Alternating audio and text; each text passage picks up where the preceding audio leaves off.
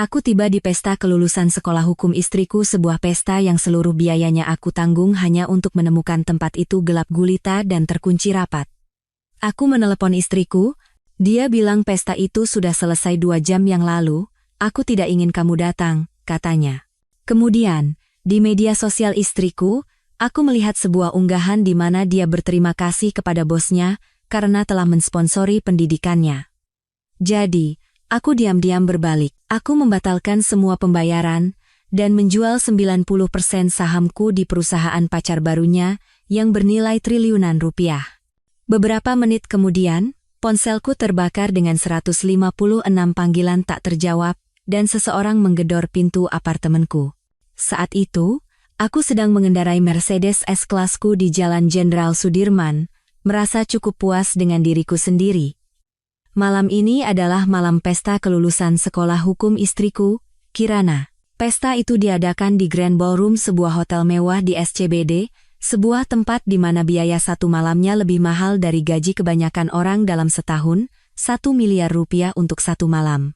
Dan karena Kirana memiliki selera sampanye yang mahal dengan konsep anggaran yang nol, semuanya adalah yang premium. Bagiku itu tidak masalah. Aku akan membayar 2 kali lipat hanya untuk melihat wajahnya yang berseri-seri saat dia masuk. Trio jazz yang dia pilih sendiri seharusnya sudah melakukan pemanasan sekarang, dan tim catering sedang memberikan sentuhan akhir pada canape berlapis emas yang konyol yang dia inginkan. Ini perayaan sekali seumur hidup, katanya padaku, mengedipkan mata coklatnya yang indah, harus sempurna. Dan aku, si bodoh yang dibutakan oleh cinta, mengangguk dan mengeluarkan kartu BCA Solitaireku tanpa ragu-ragu. Lalu lintas di Jakarta secara mengejutkan lancar untuk Jumat malam, yang seharusnya menjadi pertanda buruk pertamaku. Biasanya, pergi ke sebuah acara di SCBD pada jam sibuk terasa seperti berjalan menembus lautan manusia sambil diserbu oleh pengemudi ojek online yang frustrasi. Tapi malam ini, perjalanannya mulus, terlalu mulus, malah jadi aneh. Aku menepi di depan ballroom dan langsung tahu ada yang tidak beres. Tempat itu lebih gelap dari jiwa mantan ibu mertuaku. Tidak ada petugas valet, tidak ada cahaya hangat yang menyinari trotoar. Tidak ada suara perayaan yang terdengar dari dalam. Hanya keheningan dan bayangan. Intuisiku mulai menari-nari gelisah, seperti yang selalu terjadi setiap kali sesuatu akan menjadi sangat salah. Aku memarkir mobil dan berjalan ke pintu depan. Suara sepatu Italiaku yang membentur aspal terdengar seperti hitungan mundur. Pintunya terkunci rapat. Bukan sekadar maaf, kami sudah tutup, tapi terkunci seperti tidak ada seorang pun di sini selama berjam-jam. Aku menempelkan wajahku ke kaca, menahan cahaya lampu jalan dengan tanganku. Kosong. Benar-benar kosong. Jiwaku hancur melihatnya. Sebelum otakku sempat memproses sepenuhnya apa yang kulihat, ponselku sudah ada di tangan. Panggilan cepat nomor 1. Kirana. Langsung masuk ke pesan suara. Suaranya ceria dan riang. Halo, ini Kirana Larasati. Maaf, saya sedang sibuk melakukan hal-hal luar biasa saat ini, jadi tidak bisa mengangkat telepon. Tinggalkan pesan dan saya akan menghubungi Anda kembali jika sempat. Bahkan pesan suaranya terdengar sombong. Seharusnya aku melihat tanda bahaya itu bertahun-tahun yang lalu. Aku terus menelepon lagi. Pada percobaan keempat, dia akhirnya menjawab. Oh, hai, sayang, suaranya ringan, hampir seperti nyanyian. Di latar belakang, ada suara bising tawa, dentingan gelas. Persis seperti yang kau harapkan dari sebuah pesta yang sedang berlangsung meriah. Kirana, kamu di mana? Aku di ballroom. Tempat ini gelap gulita dan terkunci. Hening sejenak. Lalu tawa itu.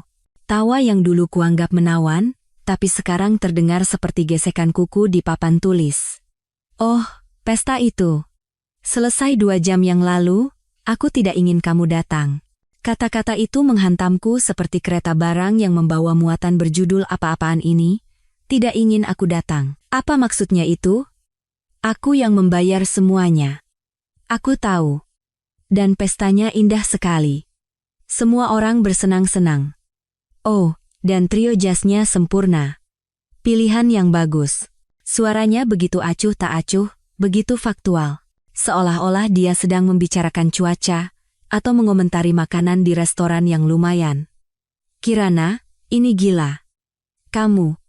Klik, dia menutup teleponku.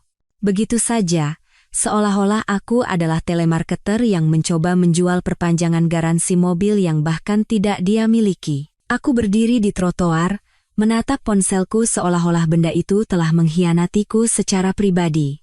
Mobil-mobil melaju, orang-orang berlalu lalang dengan rencana Jumat malam mereka, dan kota berdengung seolah tidak ada yang terjadi. Tapi duniaku baru saja terlempar dari porosnya. Saat itulah aku melakukan kesalahan kedua malam itu. Aku membuka Instagram. Ada sebuah unggahan dari 45 menit yang lalu. Itu adalah Kirana, mengenakan gaun sampanye emas yang kubelikan bulan lalu di sebuah butik di Plaza Indonesia, gaun yang harganya per sentimeter kain lebih mahal daripada biaya isolasi termal di rumahku. Dia tampak menakjubkan, harus kuakui. Rambut hitamnya ditata sempurna, riasannya tanpa celah, dan dia bersinar dengan kebahagiaan. Dan dia sedang mencium Rian Sanjaya, bosnya. Sialan Rian Sanjaya, mitra senior di firma hukum tempat dia bekerja. Pria yang telah dia bicarakan tanpa henti selama berbulan-bulan. Oh, Pak Rian berpikir begini, Pak Rian menyarankan begitu. Pak Rian adalah ahli hukum yang brilian. Aku sudah mulai memanggilnya Pak Rian Sabda dalam hatiku beberapa bulan yang lalu, karena namanya selalu muncul di setiap percakapan. Tapi yang benar-benar memukul adalah keterangan di bawah foto itu. Tidak akan bisa melalui ini tanpamu, mentor. Sponsor setiaku selama di Fakultas Hukum UI. Sponsornya, aku, sponsor sialannya. Aku yang membayar setiap rupiah dari uang kuliahnya selama 3 tahun. Aku yang membayar sewa apartemennya, cicilan mobilnya, belanjaannya, perjalanan khusus perempuan ke Bali, dan Labuan Bajo. Aku adalah ATM berjalannya selama hubungan kami, dan dia berterima kasih kepada Rian Sanjaya karena telah mensponsori sekolah hukumnya. Pria yang mungkin bahkan belum pernah membelikannya sesuatu yang lebih mahal dari pesanan Starbucksnya. Aku menggenggam ponselku begitu erat hingga casingnya berderit. Darah terasa menderu di telingaku, dan untuk sesaat, aku pikir aku akan pingsan di trotoar itu. Ini bukan sekadar pengkhianatan. Ini adalah penghinaan yang dingin, disajikan dengan penghinaan publik. Semua orang yang penting baginya ada di pesta itu. Teman-teman sekolah hukumnya, rekan-rekannya, mungkin setengah dari komunitas hukum Jakarta, dan mereka semua berpikir Rian Sanjaya adalah sponsornya. Komentar sudah mulai berdatangan. Emoji mata hati, pesan ucapan selamat. Orang-orang menandai teman-teman mereka untuk melihat pasangan yang serasi ini. Satu komentar membuat perutku semakin mual. Akhirnya go public juga kalian. Cocok banget, akhirnya. Mereka sudah menduganya. Sudah berapa lama ini berlangsung? Aku menelusuri foto-foto lain dari pesta itu. Kirana sedang berpidato-pidato yang, omong-omong, aku bantu tulis berterima kasih kepada semua orang atas dukungan mereka. Kirana memotong kue pesanan yang harganya tidak masuk akal yang kupesan dari toko kue mewah di Senopati. Foto kelompok dengan teman-teman sekolah hukumnya, foto trio jazz yang sedang bermain, foto orang-orang menari dan tertawa, benar-benar menikmati waktu terbaik dalam hidup mereka, dengan uangku. Dan di setiap foto di mana pasangan itu muncul, Kirana ada di sana bersama Rian Sanjaya. Lengannya melingkari pinggangnya, tangannya di dadanya, mereka tampak seperti baru keluar dari film romantis tentang pengacara muda sukses yang jatuh cinta di antara tumpukan berkas kasus dan kopi larut malam. Aku berbalik dari ballroom yang terkunci itu, tidak ada lagi yang bisa dikatakan. Tidak ada lagi yang bisa dilihat. Pesta itu, dalam banyak hal, telah berakhir. Saat aku berjalan kembali ke mobil, aku merasakan sesuatu berubah di dalam diriku. Rasa sakit itu masih mentah dan membara, tetapi di bawahnya, ada sesuatu yang lebih dingin, lebih penuh perhitungan, mulai terbentuk. Kirana mengira dia sangat pintar, berhasil melakukan penipuan kecil ini. Dia pikir dia bisa menghapusku dari narasi kesuksesannya dan menggantikanku dengan pacar barunya, seolah-olah aku hanyalah catatan kaki yang tidak nyaman dalam autobiografinya. Tapi ada satu hal yang istriku tercinta tidak tahu. Sesuatu yang akan menjadi sangat, sangat penting. Aku tidak menghabiskan uang begitu saja. Setiap rupiah yang aku keluarkan, setiap investasi yang aku buat, setiap keputusan keuangan yang memengaruhi hidupku, didokumentasikan, dilacak, dan dicatat dengan presisi seorang pembuat jam tangan Swiss, dan Rian Sanjaya. Yah, anggap saja hubungan kami jauh lebih dalam dari yang Kirana kira. Perjalanan kembali ke apartemenku adalah kabut lampu merah dan kemarahan yang membuat pandanganku menyempit. Aku hampir tidak ingat bagaimana aku bisa melewati lalu lintas Jakarta. Padahal biasanya, mengemudi di kota ini membutuhkan konsentrasi seorang ahli bedah saraf dan kesabaran seorang biksu. Tapi malam ini, aku bisa saja mengemudi dengan mata tertutup melalui zona demolisi dan tidak akan menyadarinya. Pak Hardi, kepala keamanan gedung kami, memberiku lambaian ramah seperti biasa, tetapi aku bisa melihat kekhawatiran di wajahnya saat dia melihatku dengan jelas. Selamat malam, Pak Baskara. Sudah makan malam? Bapak baik-baik saja? Tentu saja, Pak Hardi, menjalani mimpi, kataku. Suaraku datar, tanpa emosi, bahkan aku sendiri bisa mendengar betapa matinya suaraku. Perjalanan lift ke lantai 30 terasa seperti selamanya. Aku melihat bayanganku di pintu baja yang mengkilap dan hampir tidak mengenali diriku sendiri. Rambutku yang biasanya rapi acak-acakan karena ku gosok dengan tangan, dasiku miring, dan mataku memiliki tatapan kosong seperti prajurit yang trauma yang kau lihat di film dokumenter perang. Tapi begitu aku membuka pintu depan apartemenku apartemenku yang ku beli, ku bayar, dan ku desain sesuai seleraku, sesuatu di dalam diriku mulai mengeras. Ini belum berakhir. Jauh dari itu, tempat itu persis seperti saat aku meninggalkannya pagi ini. Rapi, teratur, dan sepenuhnya di bawah kendaliku. Jendela dari lantai ke langit-langit menawarkan pemandangan cakrawala SCBD yang menakjubkan, lampu-lampu kota berkelip seperti permata murah yang ditaburkan di atas beludru hitam. Furnitur modern, semua garis bersih, dan bahan mewah. Tidak ada satupun perabotan antik merepotkan yang Kirana coba paksakan, itu akan menambah karakter, katanya. Ya, ternyata, dialah yang kurang berkarakter. Aku menuang 3 jari macalan 25 minuman yang bagus, yang biasanya ku minum hanya saat merayakan kesepakatan besar. Dan aku langsung menuju ruang kerjaku. Ruangan ini adalah tempat suciku, benteng kesendirianku, markas komandoku. Segala sesuatu di sini berada tepat di tempatnya, diatur dengan presisi obsesif yang sama yang telah membuatku sukses. Meja kerjaku adalah sebuah karya seni. Kayu jati reklamasi dari lumbung abad ke-19 di Jawa Tengah, dibuat khusus oleh pengrajin di Jakarta dengan biaya per meter persegi yang lebih mahal dari kebanyakan apartemen di Jakarta Selatan. Laptopku berada tepat di tengah, diapit oleh 2 monitor identik dan sistem suara yang lebih mahal dari mobil kebanyakan orang. Rak-rak buku dipenuhi dengan biografi bisnis, panduan investasi, dan buku-buku hukum yang tidak seperti beberapa orang yang hanya berpose untuk foto Instagram. Sebenarnya aku baca, tapi bintang utamanya terkunci di laci bawah mejaku, seperti benda berharga. Map manajemen aset utamaku yang terbuat dari kulit hitam. Aku mengeluarkannya dan meletakkannya di atas meja dengan hikmat, seolah-olah itu adalah relik suci. Benda ini berisi catatan teliti selama 3 tahun. Setiap transaksi didokumentasikan dengan detail obsesif. Laporan bank, kwitansi transfer, tagihan uang kuliah, bukti pembayaran sewa, laporan kartu kredit, autobiografi keuangan lengkap dari hubunganku dengan Kirana. Inilah yang Kirana tidak pernah pahami tentangku. Aku tidak melakukan apapun setengah-setengah. Ketika aku mencintai seseorang, aku mencintai dengan segenap hatiku, sepenuhnya, total.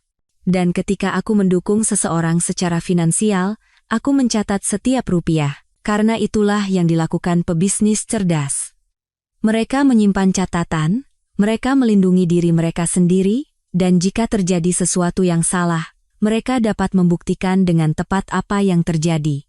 Dan malam ini, sesuatu telah menjadi sangat, sangat salah. Aku membuka map dan mulai membalik halaman-halamannya. Setiap halaman adalah pengingat betapa murah hatinya aku. Uang kuliah Fakultas Hukum UI. Rupa 2, 5 miliar selama 3 tahun. Itu belum termasuk buku, perlengkapan, dan program studi di luar negeri yang wajib dia hadiri.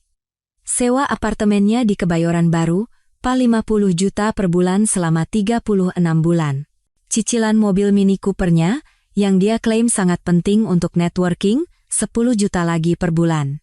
Uang saku belanja, biaya liburan, tagihan restoran yang bisa memberi makan sebuah desa kecil di sebagian besar negara. Angka-angkanya bahkan mengejutkanku. Aku adalah BCA pribadinya Kirana, mengeluarkan uang tunai dengan kemurahan hati seorang pemenang lotre yang mabuk. Dan dia membalasku dengan mencium bosnya di pesta yang aku danai, dan secara terbuka menyebutnya sebagai sponsornya. Tapi disinilah ceritanya menjadi menarik. Dan disinilah ketidaktahuan total Kirana tentang urusan bisnisku akan menggigit pantatnya yang terpahat sempurna. Sekitar 18 bulan yang lalu, dia datang kepadaku dengan cerita sedih tentang Rian Sanjaya. Pria malang itu, katanya, sedang berjuang untuk memulai firma konsultan hukumnya. Dia punya mimpi besar, tetapi tidak punya modal. Keluarganya telah memutuskan dukungan finansial setelah perselisihan tentang pilihan kariernya. Menurut Kirana, dia brilian, dia hanya butuh seseorang untuk percaya padanya. Sayang, kamu kan jago banget melihat potensi orang, katanya, meringkuk di sebelahku di sofa ini. Rian punya visi luar biasa untuk merevolusi layanan hukum korporat. Dia hanya butuh seseorang dengan kepekaan bisnismu untuk membantunya mewujudkannya. Dia mengedipkan bulu matanya yang panjang dan memberiku senyum yang membuat lututku lemas. Temui saja dia.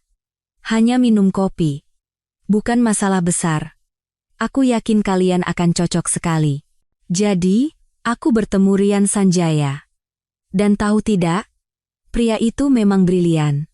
Rencana bisnisnya solid, analisis pasarnya akurat, dan proyeksinya realistis. RS Consulting diambil dari inisial Rian Sanjaya memiliki potensi nyata untuk mengubah model firma hukum korporat tradisional. Masalahnya adalah, dia membutuhkan modal yang sangat besar untuk mewujudkannya. Jauh lebih banyak daripada sekadar pinjaman atau investasi dari teman dan keluarga. Saat itulah aku masuk.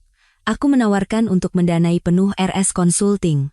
Modal awal penuh, biaya operasional, ruang kantor, gaji karyawan, anggaran pemasaran semuanya. Sebagai imbalannya, aku menginginkan 90% saham di perusahaan.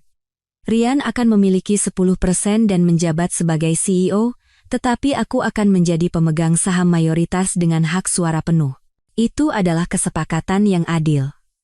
Bahkan, lebih dari adil. Kebanyakan pemodal Ventura akan meminta 95% untuk investasi sebesar itu. Tapi aku menyukai pria itu, dan yang lebih penting, aku ingin membuat Kirana bahagia karena telah membantu temannya. Dokumen-dokumen itu disusun oleh pengacara korporat terbaik yang bisa dibeli dengan uang, dan tidak ada celah. Rian menandatangani semuanya tanpa ragu-ragu. Mungkin karena dia sangat berterima kasih, akhirnya ada yang menganggapnya serius. Dan begitulah, aku menjadi pemilik diam-diam dari perusahaan yang sekarang bernilai triliunan rupiah ini. RS Consulting telah meroket seperti roket selama 1,5 tahun terakhir. Mereka mendapatkan kontrak besar dengan perusahaan-perusahaan Fortune 500, membuka kantor cabang di 3 kota global, dan sedang didekati oleh beberapa perusahaan ekuitas swasta untuk akuisisi. Pers bisnis menyebut Rian Sanjaya sebagai visioner hukum, kekuatan disruptif dalam konsultasi korporat. Yang tidak mereka ketahui yang tidak diketahui siapapun kecuali aku, Rian, dan pengacara kami adalah bahwa Rian pada dasarnya adalah karyawan bergaji sangat tinggi milikku. Dia bertanggung jawab atas operasi sehari-hari, membuat keputusan strategis, dan menerima semua pujian publik. Tapi pada akhirnya, perusahaan itu milikku, seluruhnya. Dan sekarang, duduk di ruang kerjaku, dengan foto Instagram itu terpatri di retina mataku, aku menyadari bahwa aku memiliki sesuatu yang jauh lebih baik daripada perasaan terluka. Aku memiliki daya ungkit. Aku membuka laptopku dan masuk ke bursa ekuitas swasta tempat saham RS Consulting bisa diperdagangkan di antara investor yang memenuhi syarat. Nilai pasar saat ini, Rp 3 triliun. Saham 90% milikku bernilai sekitar 2,7 triliun. Bisa lebih atau kurang beberapa ratus miliar, tergantung fluktuasi pasar. Sudah ada 3 penawaran akuisisi serius di kotak masukku. 2 perusahaan ekuitas swasta dan 1 konglomerat konsultan besar, semuanya menawarkan premi untuk penjualan segera. Jika aku mau, aku bisa melikuidasi seluruh sahamku malam ini. Cukup dengan beberapa klik tombol, dan pergi dengan uang yang cukup untuk membeli sebuah pulau kecil. Ironisnya hampir sempurna. Kirana mengira dia sangat pintar, menyebut Rian Sanjaya sebagai sponsornya di unggahan Instagram itu. Dia tidak tahu bahwa Rian kesayangannya pada dasarnya adalah karyawanku, bahwa seluruh narasi kesuksesannya dibangun di atas investasiku, bahwa otak hukumnya yang brilian dapat berkembang hanya karena aku memberinya landasan finansial. Aku bersandar di kursiku dan minum whisky lagi. Rasanya membakar, enak, menjernihkan. Untuk pertama kalinya sejak melihat pintu ballroom yang terkunci itu, aku mulai merasa seperti diriku lagi. Bukan suami yang terluka dan dikhianati yang dipermalukan di depan setengah dari komunitas hukum Jakarta, tetapi pebisnis penuh perhitungan yang telah membangun kekayaannya dengan selalu 3 langkah di depan orang lain. Kirana ingin bermain game. Dia ingin menulis ulang sejarah dan berpura-pura aku tidak pernah ada. Dia ingin mempermalukanku di depan umum sambil membangun romansa barunya di atas fondasi yang kuberikan. Baiklah. Game on. Tapi ini akan dimainkan sesuai aturanku. Pukul kaksi, 47. Kau tahu perasaan itu ketika kau menatap layar laptop, kursor melayang di atas tombol yang akan mengubah segalanya? Momen di tepi tebing di mana kau bisa mundur ke tempat yang aman atau melompat ke hal yang tidak diketahui? Disitulah aku berada. Macalan telah melakukan tugasnya. Tepi tajam kemarahanku telah diasah menjadi sesuatu yang jauh lebih berbahaya. Kemarahan yang dingin dan penuh perhitungan. Aku telah menghabiskan 4 jam terakhir menelusuri setiap hubungan keuangan yang menghubungkan Kirana dengan kehidupan kecilnya yang sempurna. Dan biarkan ku katakan, jaring itu lebih luas daripada papan gabus seorang ahli teori konspirasi. Tapi aku orang yang sistematis. Kau tidak membangun portofolio bernilai triliunan rupiah, dengan membuat keputusan terburu-buru, hanya karena istri selingkuhmu baru saja menyajikan martabatmu di atas piring perak kepada setengah dari elit hukum Jakarta. Jadi aku mulai dengan arteri yang memasok gaya hidupnya, lalu beralih ke organ-organ utama. Pertama, vendor pesta kelulusan. Jari-jariku menari di atas keyboard saat aku masuk ke portal perbankan bisnisku. Pembayaran ke ballroom dibatalkan, dengan alasan layanan tidak diberikan sesuai kesepakatan. Hal yang sama berlaku untuk perusahaan catering. Cek untuk trio jazz yang dia pilih sendiri akan dibatalkan lebih cepat daripada remaja yang menggunakan KTP palsu di toko minuman keras. Secara teknis, layanan telah diberikan, tetapi karena aku adalah persona non grata di pesta perayaan istriku sendiri, layanan itu tidak diberikan kepadaku. Dan itulah keindahan hukum kontrak. Selalu ada celah jika kau tahu di mana mencarinya. Kontrak ballroom secara spesifik menyebutkan perayaan untuk Bapak Baskara Aditama dan Ibu Kirana Larasati, dan karena Bapak Baskara Aditama tidak diundang, itu adalah pelanggaran material terhadap persyaratan kontrak. Aku hampir bisa mendengar panggilan telepon yang akan terjadi dalam beberapa jam. Manajer ballroom yang panik mencoba menjelaskan kepada atasan mereka mengapa mereka mengadakan pesta tanpa dibayar. Catering yang bertanya-tanya bagaimana mereka akan menjelaskan cek kosong kepada pemasok mereka. Trio jazz mungkin tidak akan menyadarinya sampai mereka mencoba mencairkan cek minggu depan, dan saat itu, akan ada percakapan yang menarik. Selanjutnya, di atas piring pemotongan, adalah kartu American Express Korporat Kirana. Yang ini sangat memuaskan, karena aku telah mengaturnya sebagai akun pengguna resmi di bawah batas kredit bisnis utamaku. Batas bulanan Rp200 juta, dan dia secara rutin memakainya untuk segala hal mulai dari sepatu desainer hingga perawatan wajah seharga 3 juta yang dia klaim sangat penting untuk networking profesional. Dengan beberapa klik, semua itu akan berhenti total saat dia mencoba melakukan pembelian berikutnya akun Gojeknya, pesanan GrabFood-nya, belanja di Tokopedia, dan langganan bulanannya di gym butik di SCBD, tempat dia lebih banyak bersosialisasi daripada berolahraga, lalu yang besar. Pengembalian dana uang kuliah semester terakhirnya. Inilah yang tidak diketahui kebanyakan orang tentang pendanaan sekolah hukum. Banyak mahasiswa membayar uang kuliah semester terakhir mereka di muka, lalu mengajukan berbagai pengembalian dana dan beasiswa setelah lulus. Ini seperti mendapatkan pengembalian pajak, tetapi ceknya biasanya sekitar 40 juta dan datang dari kantor bantuan keuangan sekolah, bukan kantor pajak. Pengembalian dana Kirana telah diproses kemarin. Aku mendapat email pemberitahuan saat aku sedang dalam perjalanan ke ballroom. Ribu 40 juta, langsung masuk ke rekening bersama yang kubuat khusus untuk biaya pendidikannya. Rekening yang sama di mana aku terdaftar sebagai pemegang rekening utama.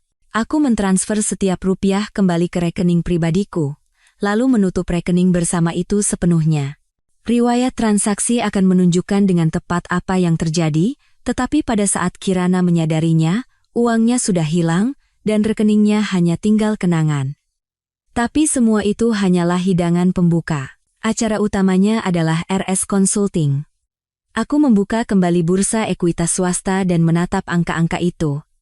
Perusahaan yang kubangun jujur saja, itulah yang kulakukan bernilai 3 triliun pada penutupan pasar.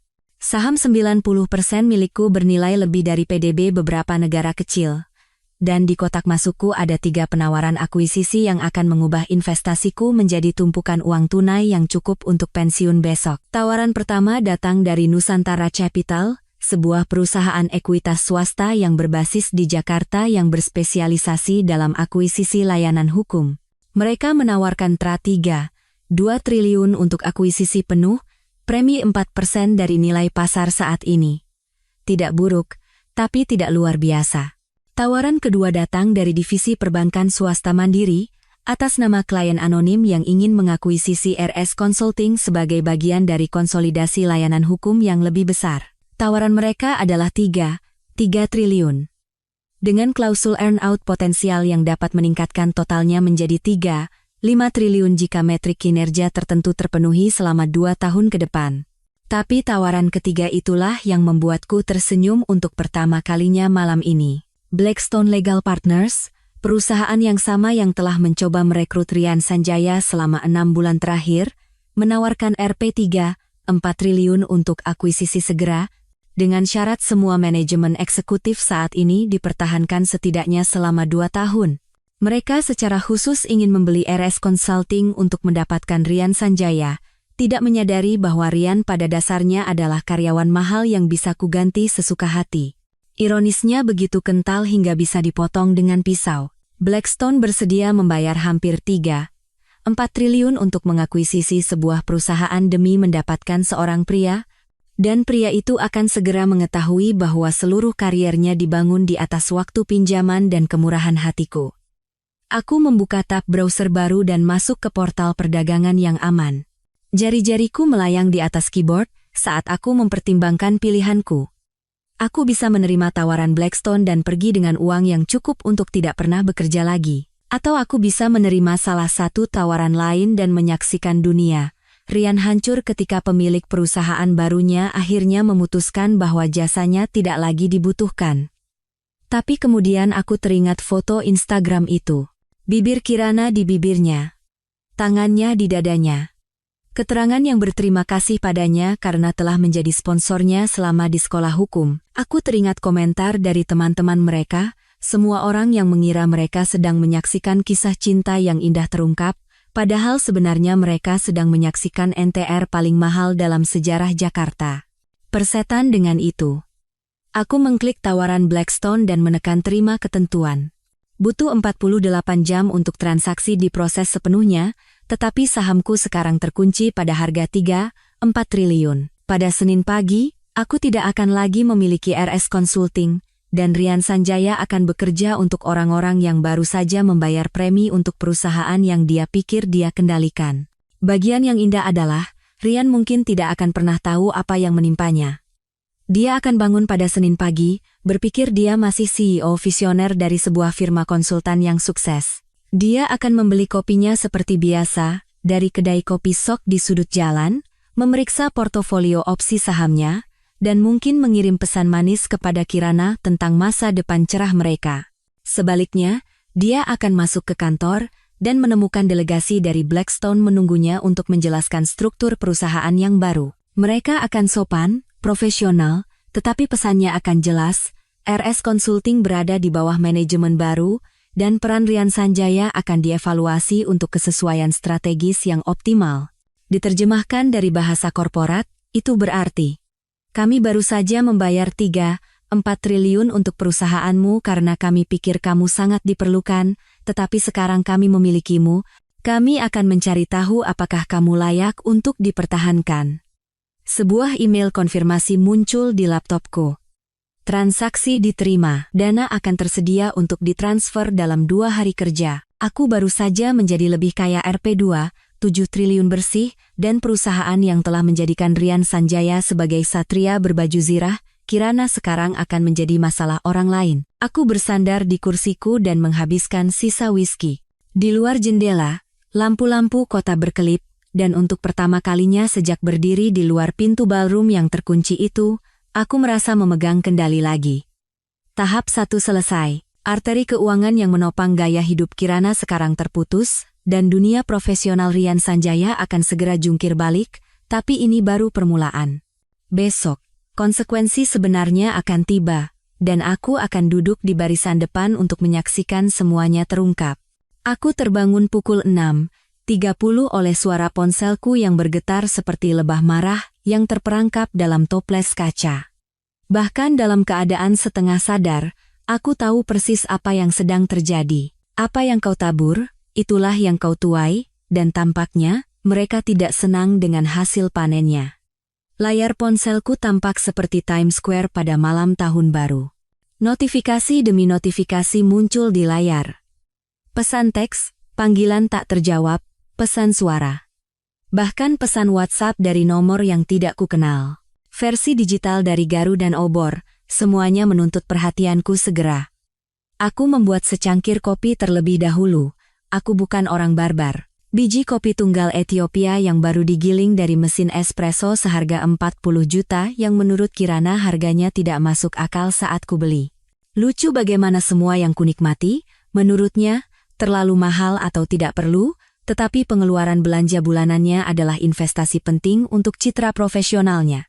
Kopinya sempurna, kaya, lembut, dan mengandung cukup kafein untuk mempersiapkanku menghadapi kekacauan apapun yang menanti di kotak masukku. Aku duduk di kursi berlengan favoritku yang menghadap ke pemandangan sempurna Cakrawala Jakarta dan akhirnya memeriksa ponselku.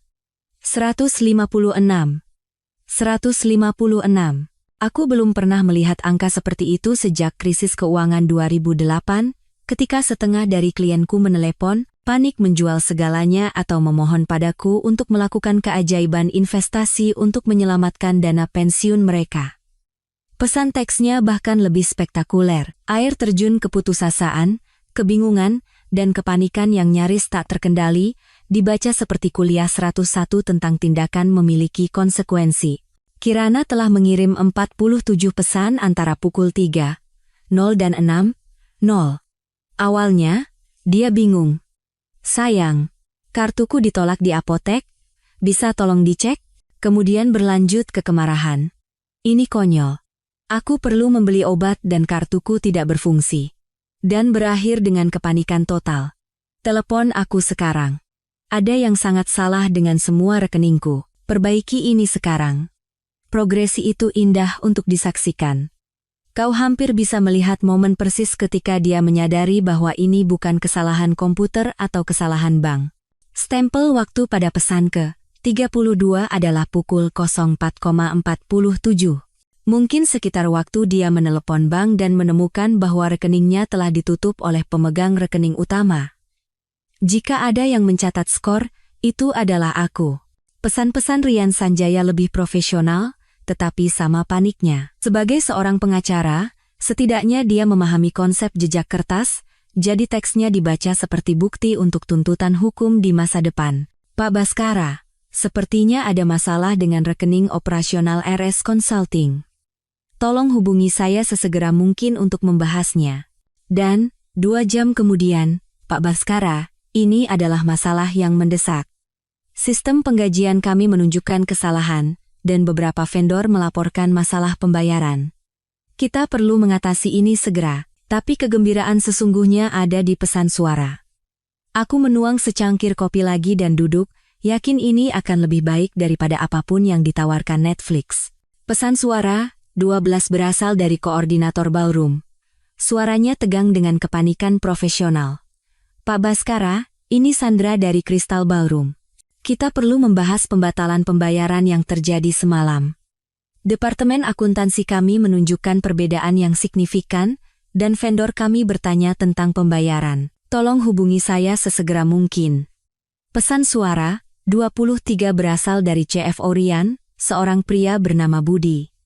Dia terdengar seperti telah merokok 3 bungkus rokok sejak fajar. Pak Baskara, ini Budi dari RS Consulting. Kami mengalami masalah serius dengan modal kerja kami. Pak Rian menyebutkan Anda mungkin bisa membantu memperjelas masalah perbankan. Dewan Direksi sedang dalam rapat darurat, dan kita perlu menyelesaikan ini sebelum pasar buka. Rapat darurat. Aku suka itu. Tidak ada yang mengatakan hidupmu akan berubah secara dramatis seperti rapat Dewan Darurat pada Sabtu pagi. Tapi pesan suara, 38 adalah yang terbaik. Suara Kirana, benar-benar tidak terkendali. Bajingan kau, aku tahu kau melakukan ini dengan sengaja. Kau tidak bisa mencuri uangku hanya karena perasaanmu terluka. Aku punya tagihan yang harus dibayar dan hidup yang harus dijalani, dan kau tidak berhak merusak segalanya hanya karena kau sedang mengalami krisis paruh baya. Telepon aku kembali sekarang atau aku bersumpah. Pesan itu terputus di sana. Mungkin dia kehabisan waktu. Krisis paruh baya. Begitulah dia menyebutnya. Seolah-olah reaksiku yang sangat rasional karena dipermalukan di depan umum dan dikhianati secara finansial adalah masalah kesehatan mental yang membutuhkan kesabaran dan pengertiannya. Bel pintu berbunyi saat aku sedang mendengarkan pesan suara, 45. Pak Hardi dari lobi pasti sudah menelepon, tetapi aku terlalu asyik dengan pertunjukan kehancuran digital ini untuk menjawab intercom. Aku berjalan ke pintu depan dan memeriksa lubang intip, mengharapkan Kirana, dengan ekspresi kita perlu bicara yang mendahului setiap pertengkaran besar dalam pernikahan kami. Sebaliknya, itu adalah Sinta, asisten pribadi Kirana. Sinta yang malang tampak seperti baru saja melewati blender yang diatur ke mode penghancuran emosional. Rambutnya yang biasanya rapi diikat menjadi kuncir kuda yang berantakan, dia mengenakan pakaian yang sama seperti kemarin, dan dia menggenggam ponselnya seolah-olah itu satu-satunya hal yang mengikatnya pada kenyataan.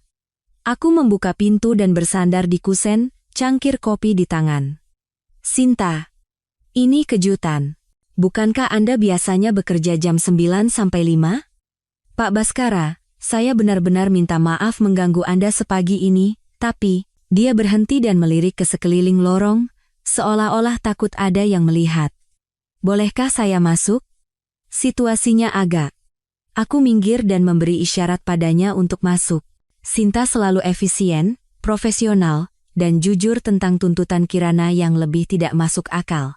Jika ada seseorang yang tidak pantas terjebak dalam baku tembak perang nuklir rumah tanggaku, itu adalah dia, bukan Kirana. Dia mengikutiku ke ruang tamu, menolak tawaranku untuk minum kopi dengan tangan gemetar. Saya tidak tahu harus mulai dari mana, katanya, merosot ke sofa seperti balon kempis, semuanya berantakan. Semuanya. Definisikan semuanya, kataku, duduk kembali di kursiku dengan minat acuh tak acuh seseorang yang menonton film dokumenter alam tentang predator. Pesta perayaan kelulusan tadi malam dihentikan di tengah jalan karena cek untuk ballroom ditolak. Petugas keamanan masuk saat orang-orang masih menari dan mengatakan semua orang harus pergi. Kirana sangat malu, maksudku, benar-benar.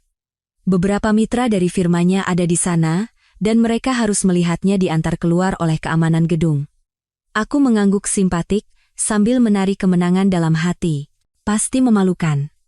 Tapi itu bahkan bukan yang terburuk, lanjut Sinta, suaranya meninggi dengan setiap kata.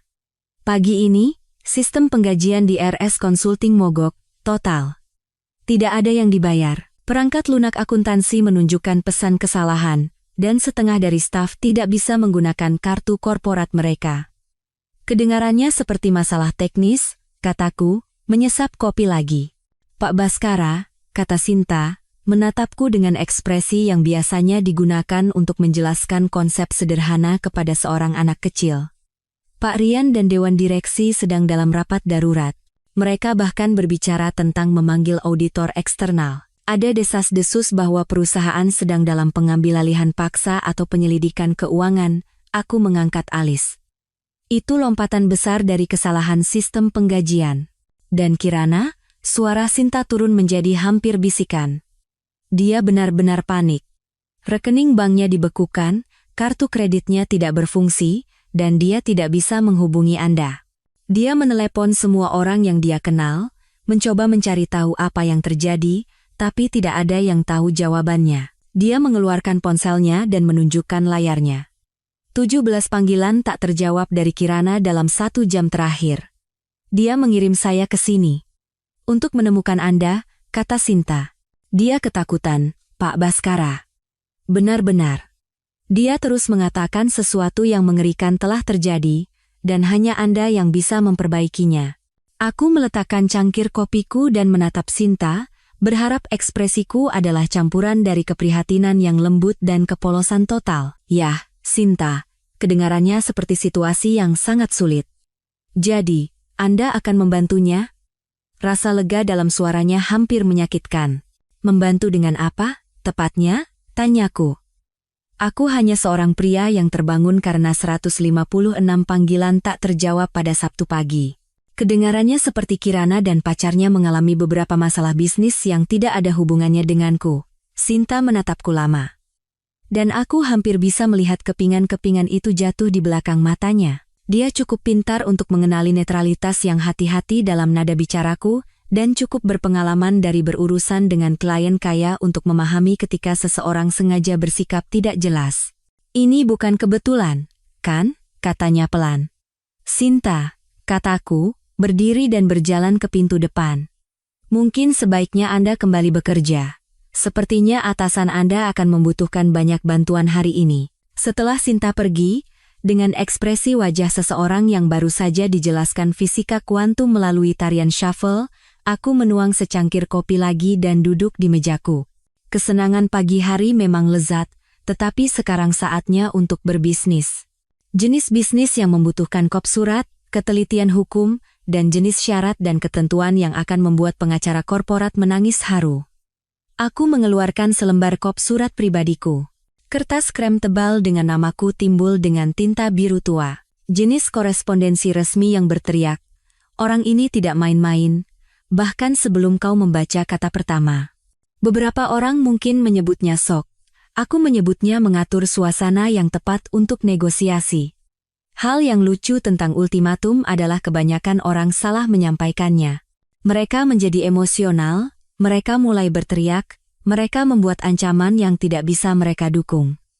Tapi ultimatum yang benar-benar efektif harus dibaca seperti kontrak bisnis. Karena itulah intinya. Kontrak di mana satu pihak memegang semua kartu, dan pihak lain harus memilih antara menerima persyaratan yang mengerikan atau menghadapi konsekuensi yang lebih buruk. Aku meretakkan buku-buku jariku dan mulai mengetik. Setelah 15 tahun menyusun perjanjian investasi dan persyaratan akuisisi, aku tahu persis bagaimana menyusun dokumen khusus ini. Kepada Kirana Larasati, Rian Sanyaya. Dari Baskara Aditama. Perihal ketentuan untuk penyelesaian gangguan keuangan saat ini. Tanggal hari ini.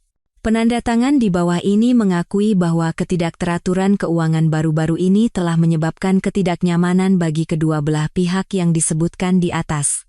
Untuk menyelesaikan masalah ini dengan cepat dan menghindari komplikasi lebih lanjut, ketentuan berikut diusulkan. Aku berhenti sejenak untuk mengagumi pembukaanku. Kering, bisnis, dan sama sekali tidak emosional.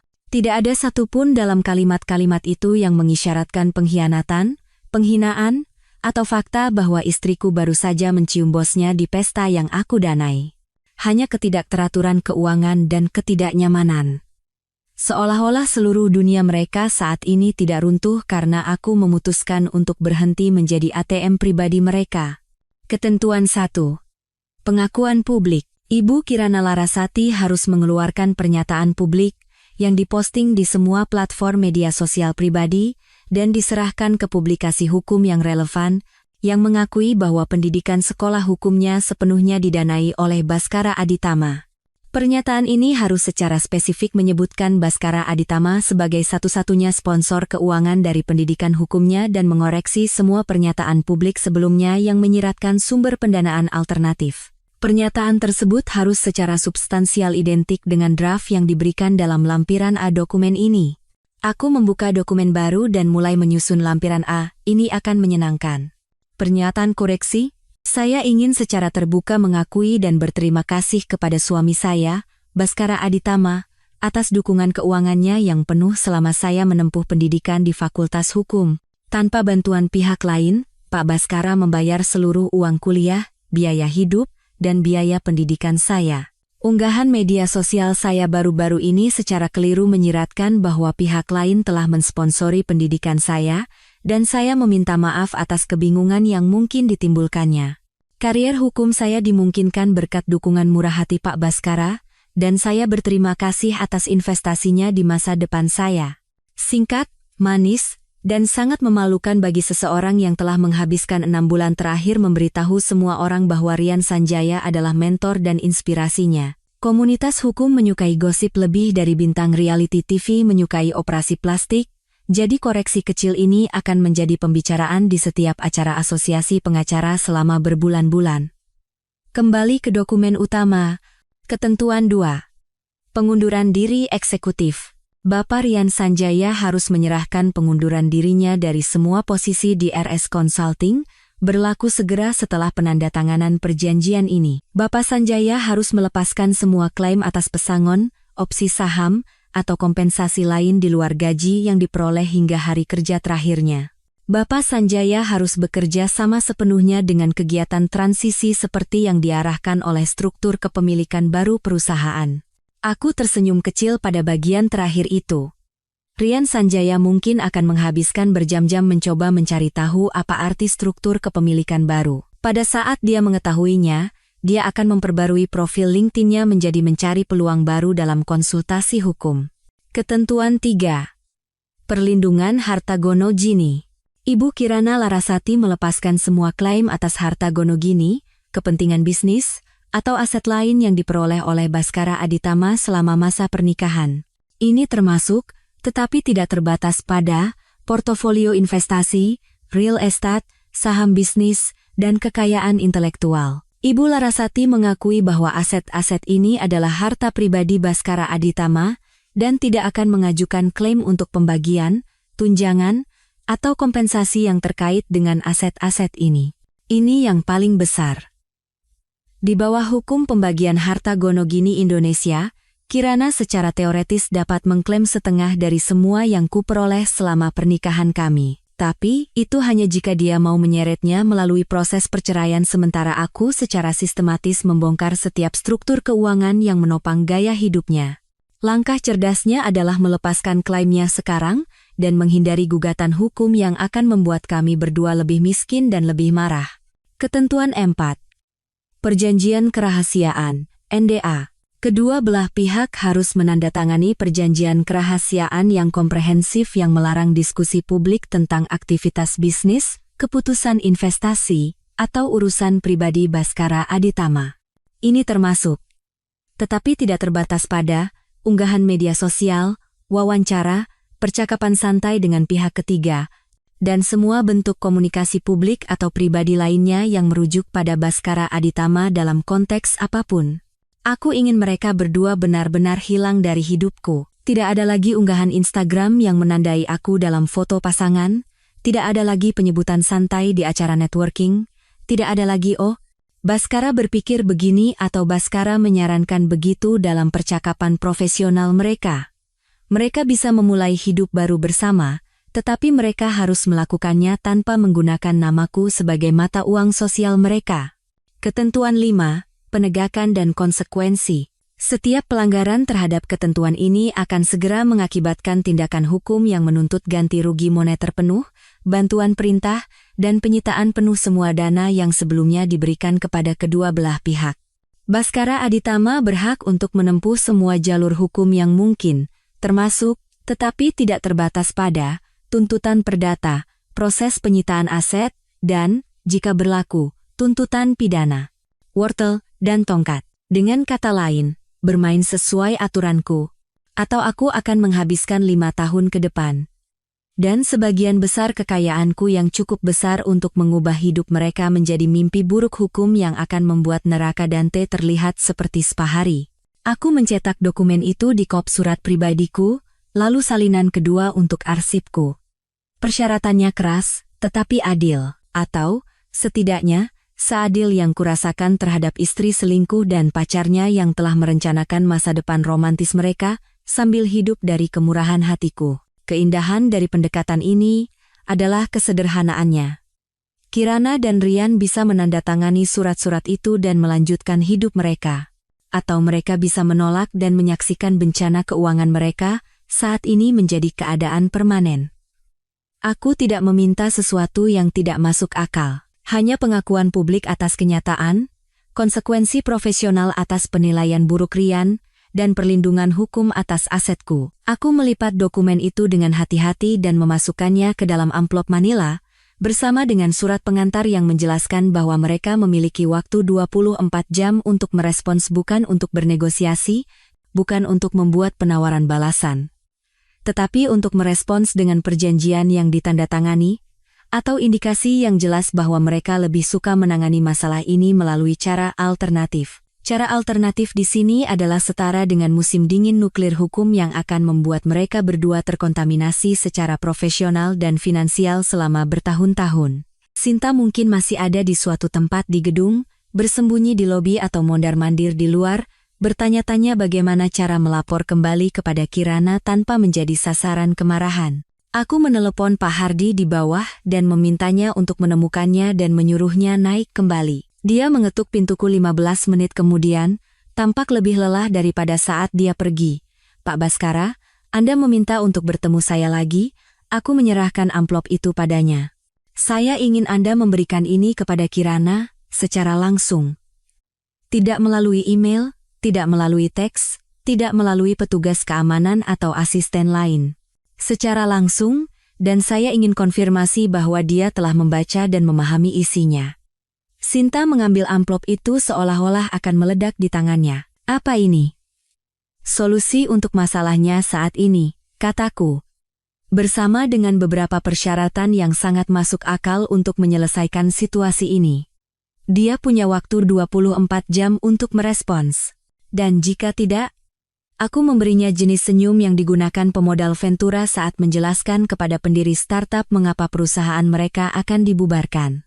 Kalau begitu, dia akan menemukan bahwa masalahnya saat ini hanyalah pertunjukan pembuka, pertunjukan utamanya bahkan belum dimulai. Aku menghabiskan sisa hari Sabtu persis seperti yang telah kurencanakan sebelum hidupku meledak pada Jumat malam, melakukan hal-hal yang sama sekali tidak produktif. Aku memesan makanan Thailand dari tempat di Kemang yang mengenakan biaya 400,000 untuk sepiring pad thai, tapi rasanya sangat enak hingga aku akan menjual perhiasan nenekku untuk 1 porsi lagi. Aku menonton seluruh musim kedua acara Netflix tentang miliarder yang melakukan hal-hal buruk, yang, mengingat keadaanku saat ini, terasa seperti film dokumenter tentang akhir pekanku. Sekitar pukul 7 malam, aku membuka sebotol Bordeaux yang telah kusimpan untuk acara khusus. Dulu aku berpikir acara khusus itu adalah kemenangan kasus besar pertama Kirana, atau makan malam ulang tahun pernikahan yang romantis. Ternyata, acara khusus itu adalah merayakan pembongkaran sistematis stabilitas keuangan istri selingkuhku. Hidup memang lucu. Anggurnya sempurna, kaya, kompleks, dengan tanin yang cukup untuk mengingatkanku bahwa hal-hal baik membutuhkan waktu untuk berkembang dengan baik. Tidak seperti pernikahanku, yang berubah dari sampai maut memisahkan kita menjadi aku tidak ingin kamu datang lebih cepat daripada startup teknologi yang membakar modal Ventura. Setelah Sinta pergi dengan amplop itu, ponselku untungnya sunyi. Aku membayangkan Kirana sedang meluangkan waktu untuk membaca persyaratanku, atau dia berada di suatu tempat, mengalami kehancuran emosional yang membutuhkan lebih dari 1 kotak tisu dan 3 jam. Aku tidak percaya ini terjadi dari seorang teman. Aku sedang menghabiskan setengah botol anggur dan mempertimbangkan apakah akan memesan makanan penutup dari toko gelato mahal itu ketika telepon dari meja resepsionis gedung berdering. Pak Baskara, Ibu Kirana ada di sini. Apakah saya harus membiarkannya naik? Tentu saja. Aku sudah bertanya-tanya kapan dia akhirnya akan memberanikan diri untuk menghadapiku secara langsung, alih-alih mengirim asistennya dalam misi pengintaian. Biarkan dia naik, Pak Hardy. Terima kasih. Aku tidak repot-repot berganti pakaian atau merapikan apartemen. Jika Kirana ingin melakukan percakapan ini, kita akan melakukannya sesuai persyaratanku, di ruanganku, dengan aku memegang semua kartu. Lagi pula, dia pernah melihatku mengenakan celana olahraga dan kaos Fab Uis sebelumnya. Meskipun, harus diakui, kesempatan sebelumnya tidak melibatkan pembongkaran sistematis setiap struktur pendukung keuangannya. Tepat 4 menit kemudian, ada ketukan di pintuku. Waktu yang cukup untuk naik lift dan ragu-ragu sejenak di lorong, mengumpulkan keberanian. Aku membuka pintu dan melihat istriku untuk pertama kalinya sejak dia memutuskan untuk menyebut pacarnya sebagai sponsor sekolah hukumnya. Dia tampak sangat kacau. Rambutnya yang biasanya rapi lepek dan tidak dicuci, dengan kilau berminyak yang berasal dari terlalu banyak waktu berbaring di tempat tidur menatap langit-langit. Riasan desainer yang tidak akan pernah dia tinggalkan dari apartemen tanpanya telah hilang sama sekali, wajahnya pucat dan matanya bengkak. Dia masih mengenakan pakaian kemarin gaun sampahnya emas dari foto Instagram itu. Hanya saja sekarang kusut dan ternoda oleh sesuatu yang tampak seperti kopi, atau anggur, atau mungkin air mata. "Bolehkah aku masuk?" tanyanya, suaranya nyaris berbisik. Aku minggir tanpa berkata apa-apa. Apa yang bisa dikatakan? "Selamat datang di konsekuensi dari tindakanmu." Wah. Kamu terlihat seperti seseorang yang baru saja menemukan bahwa keamanan finansial tidak dijamin. Terkadang, keheningan lebih menghancurkan daripada balasan cerdas manapun.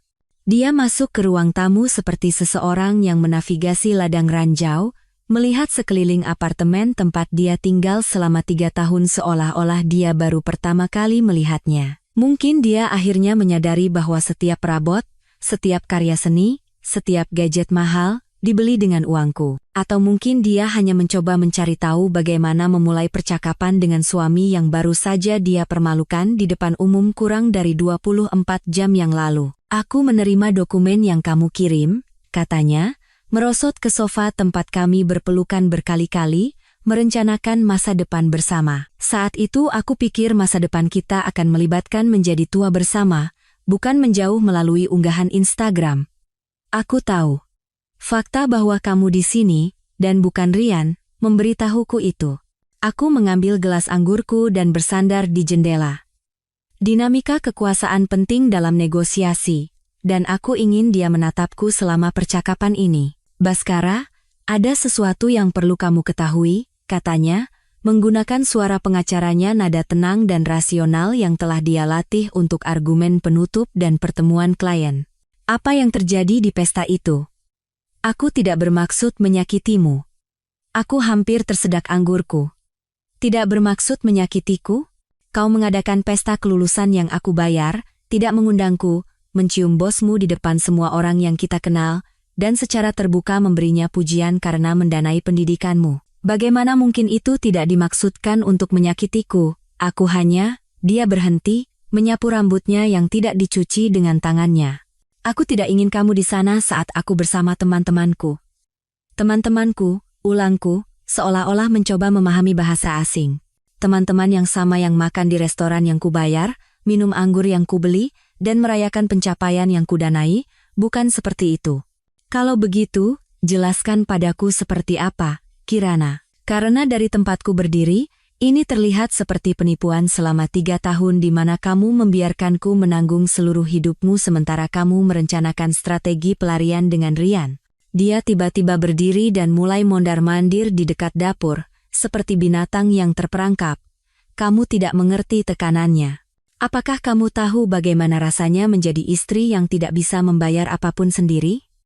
Semua orang tahu suamimu yang membayar semuanya. Jadi solusimu adalah berpura-pura pacarmu yang membayar semuanya?" "Dia bukan pacarku," katanya tajam, defensif. "Pak Rian dan aku, rumit." Aku tertawa, dan bahkan aku bisa mendengar betapa dinginnya suara itu. "Rumit, begitukah kita menyebutnya sekarang?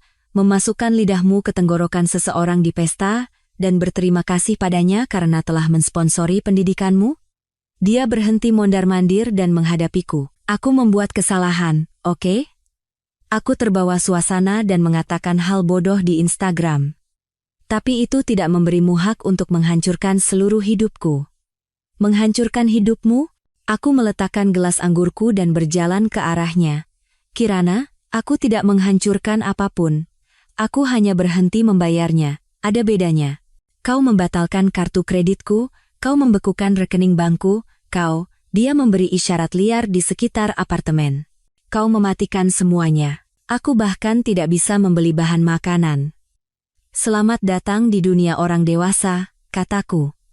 Kebanyakan orang harus benar-benar mendapatkan uang sebelum mereka membelanjakannya. Konsep yang revolusioner, aku tahu.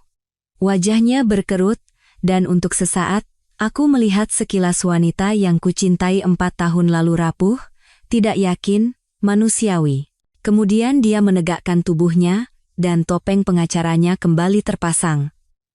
Syarat-syarat yang kamu kirim itu, katanya, tidak masuk akal. Kamu tidak bisa mengharapkan aku untuk mempermalukan diriku sendiri di depan umum hanya karena kamu sedang mengalami sesuatu.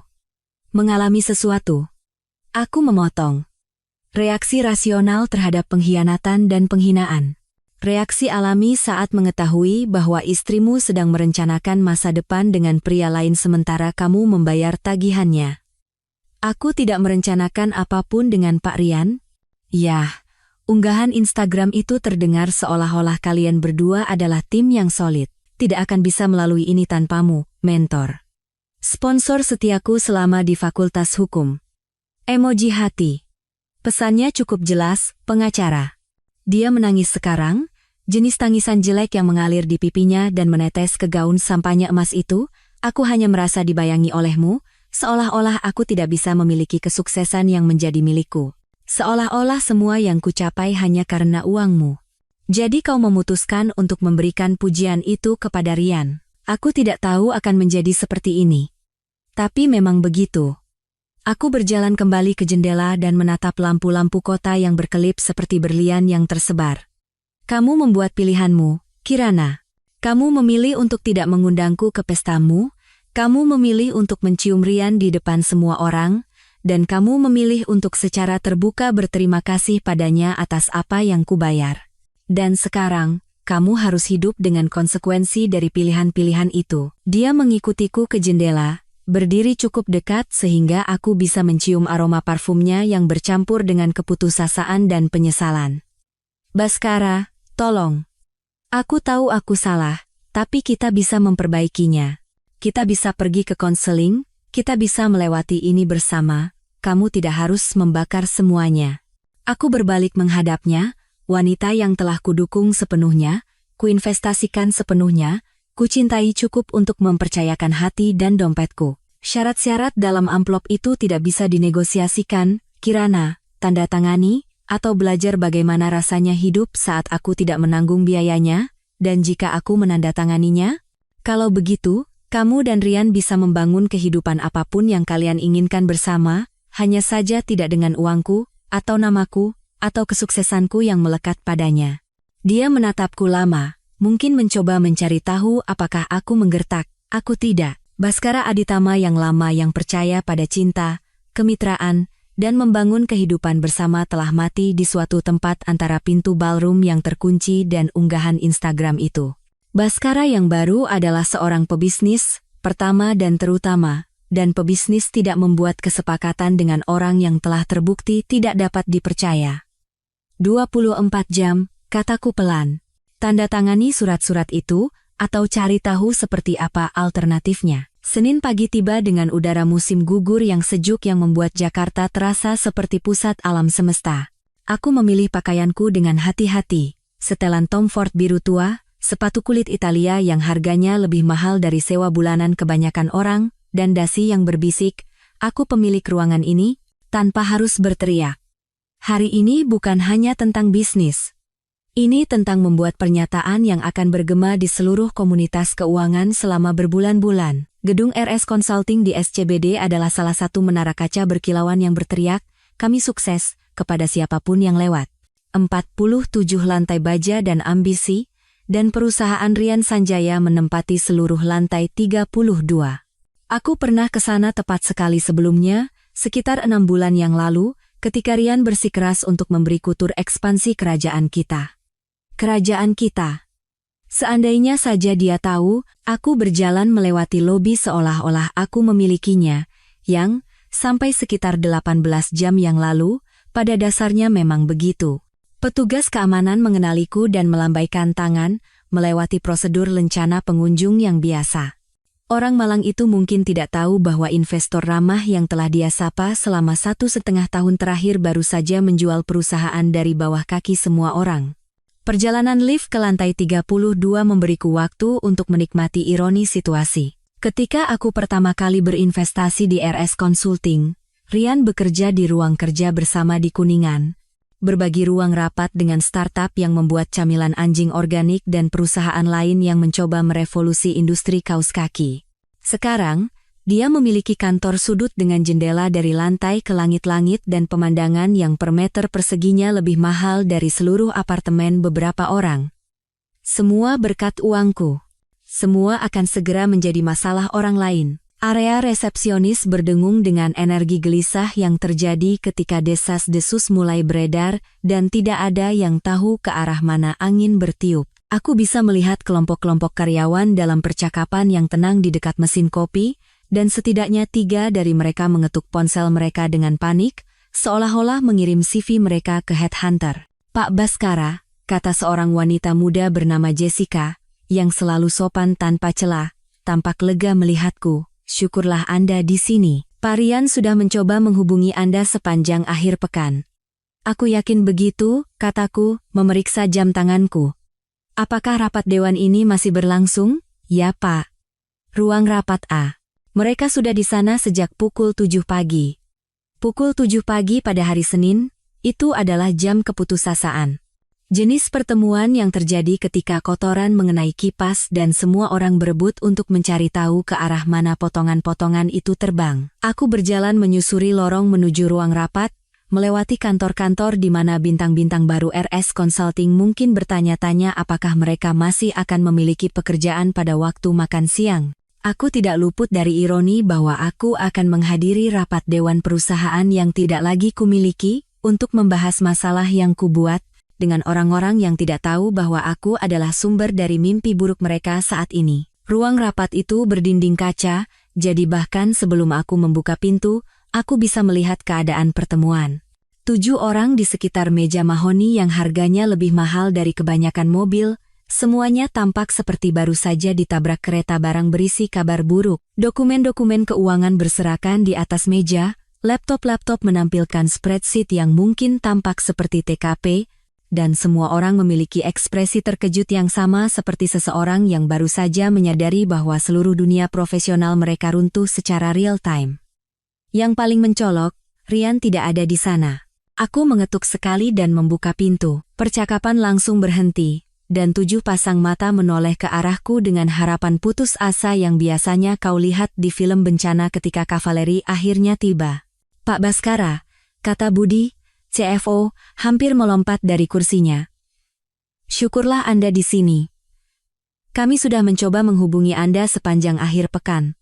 Aku dengar begitu, kataku, mengambil tempat kosong di kepala meja tempat yang biasanya diduduki Rian. Tapi karena Rian tidak ada di sana, kupikir seseorang harus mengisi kekosongan kepemimpinan. Di mana CEO pemberani kita? Para direktur saling bertukar pandang, seolah-olah memutuskan siapa yang harus menyampaikan kabar buruk. Akhirnya, Sarah, kepala operasional, berdeham. Pak Rian tidak lagi bersama perusahaan per pagi ini. Mengundurkan diri? Tanyaku, meskipun aku sudah tahu jawabannya. Petugas keamanan mengantarnya keluar sekitar 1 jam yang lalu, kata Budi. Dia mengirim email pengunduran dirinya pada pukul 6:47. Sangat singkat, profesional, tapi dia pergi. Aku mengangguk seolah-olah ini adalah berita yang mengejutkan, bukan hasil persis yang telah kuatur. Waktu yang tidak menguntungkan, mengingat kesulitan kita saat ini. Pak Baskara, Sarah mencondongkan tubuh ke depan, suaranya tegang dengan kepanikan yang nyaris tak terkendali. Kita perlu tahu apa yang terjadi dengan struktur keuangan perusahaan. Rekening operasional kita dibekukan, penggajian tertunda, dan kita mendapat telepon dari vendor setiap 5 menit menanyakan tentang pembayaran yang ditolak. Dan ada desas-desus, tambah Markus, kepala pengembangan bisnis. Desas-desus tentang semacam akuisisi atau pengambilalihan paksa. Pers bisnis sudah mengendus-endus, menanyakan tentang perubahan kepemilikan dan transisi kepemimpinan. Aku melihat sekeliling ketujuh orang ini yang telah membantu membangun RS Consulting menjadi perusahaan bernilai Rp 3 triliun, profesional yang cerdas dan berdedikasi. Orang-orang yang telah bekerja 60 jam seminggu dan mengorbankan waktu pribadi mereka untuk mewujudkan visi Ryan. Mereka pantas mendapatkan yang lebih baik dari apa yang akan menimpa mereka. Tapi sayangnya, mereka adalah korban sampingan. Ya, kataku, membuka tasku dan mengeluarkan sebuah map. Saya punya kabar yang akan memperjelas situasinya. Aku meletakkan salinan dokumen akuisisi di depan setiap direktur. Logo Blackstone Legal Partners terpampang di bagian atas setiap halaman, diikuti oleh bahasa yang sangat jelas dan benar-benar menghancurkan bagi semua orang di ruangan itu. Perpenutupan pasar pada hari Jumat, kataku, mengamati wajah mereka saat mereka membaca. Saya menjual saham mayoritas saya di RS Consulting kepada Blackstone Legal Partners. Penjualan tersebut diselesaikan pagi ini, dan mereka sekarang adalah pemegang saham pengendali perusahaan. Keheningan yang mengikuti adalah jenis keheningan total yang terjadi ketika sebuah ruangan yang penuh dengan orang-orang cerdas menyadari bahwa seluruh alam semesta profesional mereka baru saja ditulis ulang tanpa masukan atau persetujuan mereka. Budi yang pertama angkat bicara. Saham mayoritas Anda? Pak Baskara, Anda memiliki kurang dari 15% perusahaan. Aku tersenyum jenis senyum yang digunakan pemodal Ventura saat menjelaskan kepada pengusaha mengapa perusahaan mereka akan dibubarkan. Sebenarnya, Budi, saya memiliki 90% dari RS Consulting. Ryan memegang 10% dan menjabat sebagai CEO, tetapi saya telah menjadi pemegang saham mayoritas sejak awal. Wajah Sarah menjadi benar-benar pucat. Itu tidak mungkin. Ryan mendirikan perusahaan ini, dia membangunnya dari nol. Ryan punya visi, kataku, saya punya modal. 90% dari pendanaan awal, 90% dari investasi operasional, 90% dari modal ekspansi, semuanya berasal dari portofolio pribadi saya. Sebagai imbalannya, saya menerima 90% kepemilikan. Semuanya ada di dokumen pendirian asli, jika Anda ingin memeriksanya. Markus menggulir ponselnya dengan panik. Mungkin mencari akta pendirian perusahaan yang seharusnya dia baca lebih teliti 18 bulan yang lalu. Tapi mengapa? Mengapa menjual ke Blackstone? Kita menguntungkan, kita berkembang, kita baru saja memenangkan kontrak industri Morrison. Karena, aku memotong, prioritas saya telah berubah.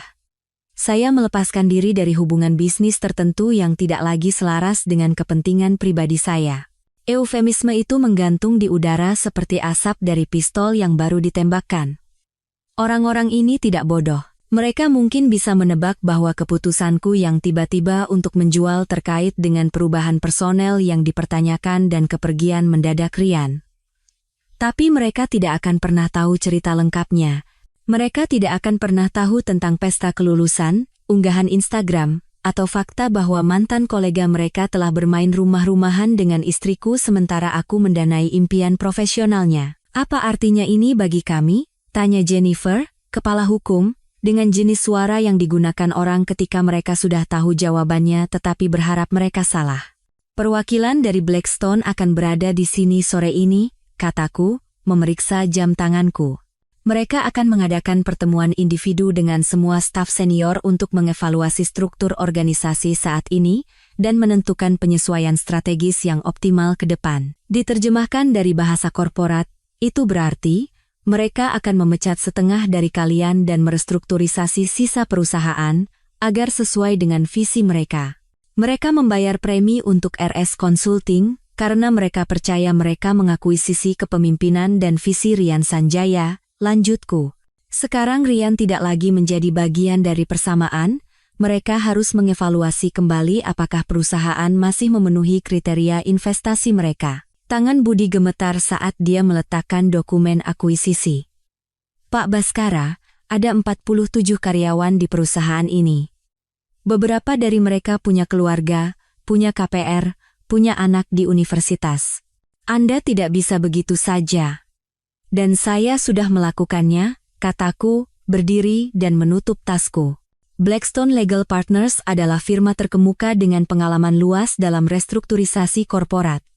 Saya yakin mereka akan membuat keputusan yang terbaik untuk investasi mereka. Itu adalah cara yang sopan untuk mengatakan, itu bukan lagi masalahku.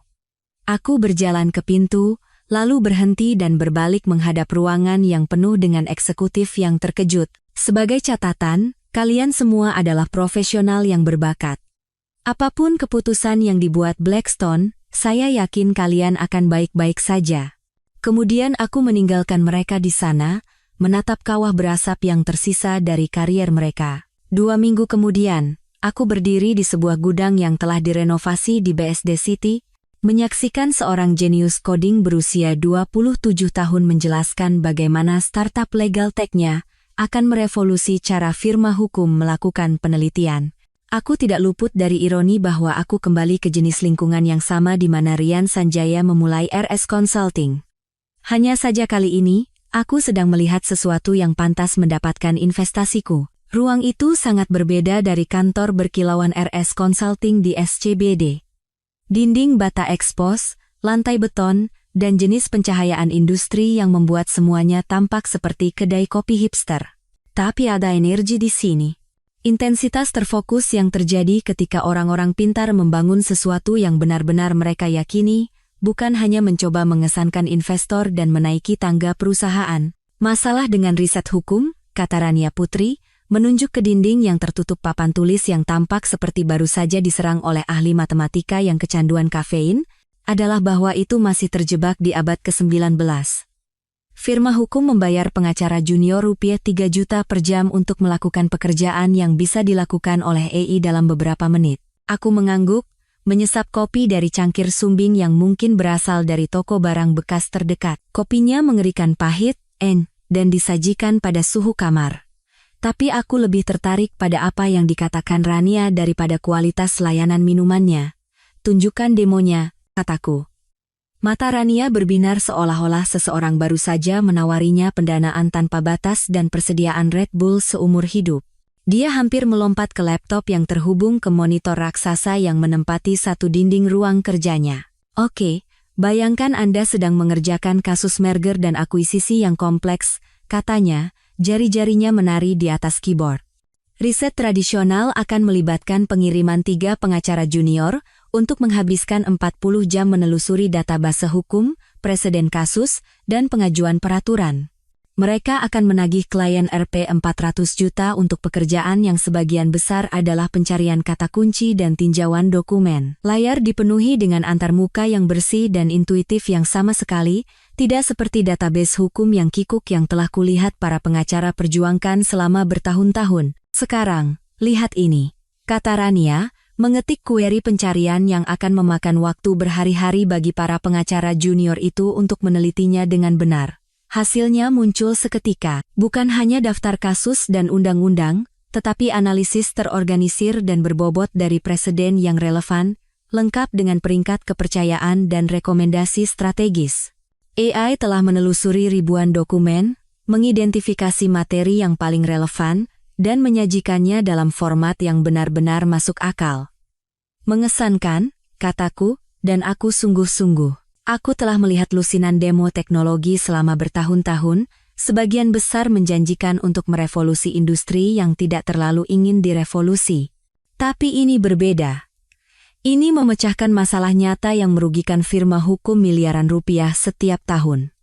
Kami tidak mencoba menggantikan pengacara, lanjut Rania, jelas bersemangat dengan topik favoritnya.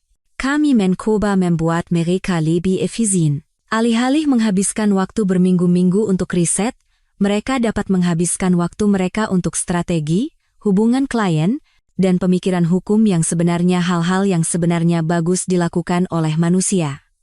Aku melihat sekeliling ruang kerja, memperhatikan peralatannya. Setengah lusin pengembang bekerja di meja berdiri yang tampak seperti dirakit dari suku cadang IKEA dan pipa industri. Ruang rapat yang terbuat dari pintu reklamasi yang diseimbangkan di atas kuda-kuda gergaji. Papan tulis yang ditutupi dengan diagram alur, mokup antarmuka pengguna, dan apa yang tampak seperti kumpulan taruhan tentang restoran pizza mana yang paling cepat mengirim ke alamat mereka. Inilah seperti apa startup yang sebenarnya. Ramping, fokus, dan dibangun oleh orang-orang yang lebih peduli tentang memecahkan masalah daripada mengesankan seseorang. Itu mengingatkanku pada hari-hari awalku sendiri, berdagang saham dari apartemen studio, hidup dengan Indomie dan tekad murni. Bagaimana situasi pendanaan Anda saat ini? Tanyaku. Antusiasme Rania sedikit mereda. Kami bootstrapping sejauh ini. Saya punya tabungan dari pekerjaan lama saya di Google, dan tim bekerja dengan ekuitas sampai kami bisa membayar gaji yang layak. Kami punya dana untuk sekitar 3 bulan lagi. Dia mengangkat bahu dengan acuh tak acuh tentang fakta bahwa perusahaannya tinggal 3 bulan lagi dari kebangkrutan. Setelah itu, kami perlu mencari investor, atau kami semua harus kembali bekerja untuk mimpi orang lain. Aku mengeluarkan ponselku dan menampilkan riset yang telah kulakukan tentang latar belakangnya saat aku naik KRL ke BSD.